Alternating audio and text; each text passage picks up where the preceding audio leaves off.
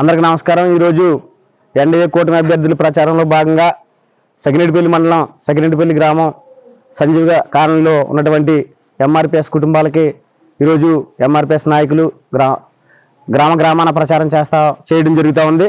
మరి ఈరోజు ఇక్కడ తాపీ పని చేసుకుంటా ఉన్నాం.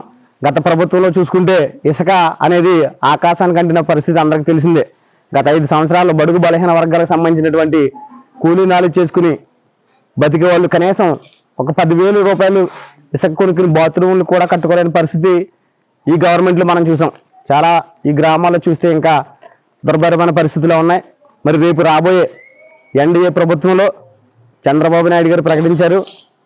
ఇసుక లేక అనేక ఇబ్బందులు పడటం ఆయన చూసి రేపు వచ్చే ప్రభుత్వంలో ఇసుక ఫ్రీగా ఇవ్వడానికి ఒక సంకల్పం చేశారు. ఖచ్చితంగా ఎప్పుడైతే ఇసుక ఫ్రీ అందుబాటులోకి వస్తుందో లేకపోతే తక్కువ ధరలోకి వస్తుందో ఈ 4th క్లాస్ అంటే ఈ తాపీ మేస్త్రులు కానీ ఈ సెంటరింగ్ పని కానీ ఇతర సామాగ్రి అన్ని కార్మికులు భవన నిర్మాణ కార్మికులందరూ కూడా రోజు పని దొరికి తన కుటుంబాలను పెంచుకుని పోషించుకునే విధంగా ఉండే పరిస్థితులు ఉంటాయి.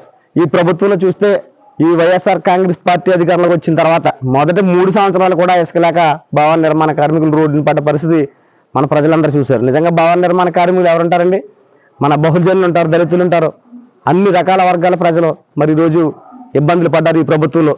ఈ ప్రభుత్వానికి రోజులు చెల్లాయి. వచ్చేది ఎన్డీఏ ప్రభుత్వం ఖచ్చితంగా భవన నిర్మాణ కార్మికుల్ని జనసేన అధినేత పవన్ కళ్యాణ్ గారు, తెలుగుదేశం అధ్యక్షులు చంద్రబాబు నాయుడు గారు ఈ విషయాన్ని దృష్టిలో పెట్టుకుని ఇసుక ఫ్రీగా ఇచ్చి మన బడుగు బలహీన వర్గాలు ఇళ్ల నిర్మాణం కోసం కానీ ఏదైనా ఇతర నిర్మాణాల కోసం కానీ ఉపయోగించుకునే విధంగా మనందరం మరి ఈ ప్రభుత్వానికి ఓటేసుకుని మద్దతు తెలియజేసి గెలిపించాలని మీ అందరికీ విజ్ఞప్తి చేస్తూ సెలవు తీసుకుంటాం.